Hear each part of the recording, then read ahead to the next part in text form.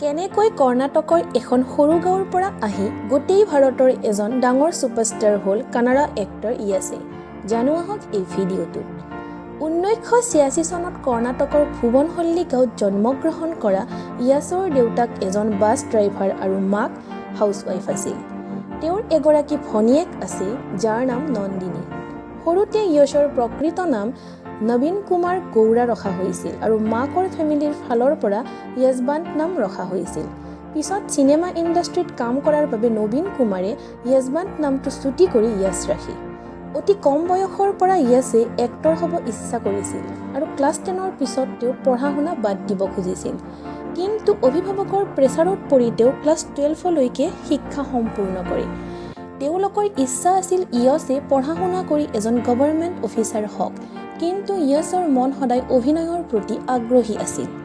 এই বিষয়ে ঘৰত মতানৈক্য হৈ থকাৰ বাবে ইয়াছৰ অভিভাৱকে তেওঁক অভিনেতা হ'ব যাব দিলে, কিন্তু এটা লিমিটেড টাইমৰ কাৰণেহে, আৰু যদি তেওঁ অভিনেতা হ'ব নোৱাৰে তেনেহ'লে তেওঁলোকে যি কয় সেইমতে কাম কৰিব লাগিব বুলি চৰ্ত দিলে।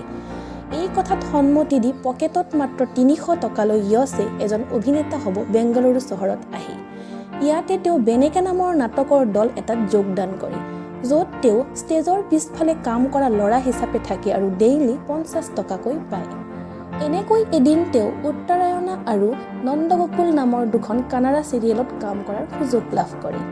নন্দগোকুল চিৰিয়েলত তেওঁ ৰাধিকা পণ্ডিত নামৰ এগৰাকী অভিনেত্ৰীৰ লগত কাম কৰাৰ সুযোগ পায়, যাক পিছত 2016 চনত বিয়া কৰায়। এনেদৰে কেইবাখনো চিৰিয়েলত কাম কৰাৰ পিছত 2007 চনত ইয়াছে জামবাদা হুদুগি নামৰ এখন চিনেমাত সৰু চৰিত্ৰ ৰূপায়ণ কৰে।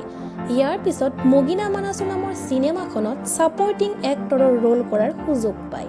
ইয়াৰ বাবে তেওঁ বেষ্ট ছাপৰ্টিং এক্টৰৰ ফিল্মফেয়াৰ এৱাৰ্ড লাভ কৰে। 2008 চনত ৰকি নামৰ ফিল্মখনৰ জৰিয়তে লিড হিৰো হোৱা ইয়াছে 2010 চনত মদলাছা নামৰ প্ৰথমখন হিট ফিল্ম উপহাৰ দিয়ে। লাহে লাহে কীৰ্তাকা, গুগলি, ৰাজাহুলি, গাজাকেশৰী আৰু মিষ্টাৰ এণ্ড মিছেছ ৰামাচৰীৰ দৰে হিট ফিল্মেৰে তেওঁ কৰ্ণাটকৰ এজন ডাঙৰ হিৰো হৈ পৰে। 2018 চনত অহা KGF চেপ্টাৰ 1 আৰু 2022ত KGF চেপ্টাৰ 2ৰে আজি গোটেই ভাৰতৰ ডাঙৰ ছুপাৰষ্টাৰ হোৱা ইয়াছে সামাজিক কামতো অৱদান আগবঢ়াই আহিছে।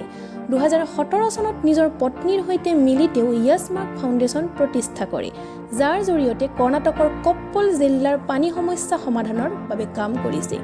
জিলাখনত পানীৰ অভাৱত জুৰুলা হোৱা গাঁওসমূহক খোৱা পানীৰ যোগান ধৰা প্ৰকল্পটোৰ বাবে অভিনেতাগৰাকীয়ে তেওঁৰ ফাউণ্ডেশ্যনৰ জৰিয়তে প্ৰায় 4 কোটি টকা অনুদান হিচাপে আগবঢ়ায়। ফ্ৰেণ্ডছ, এই ভিডিঅ'টো যদি আপোনালোকে ভাল পাইছে লাইক আৰু কমেণ্ট কৰিব।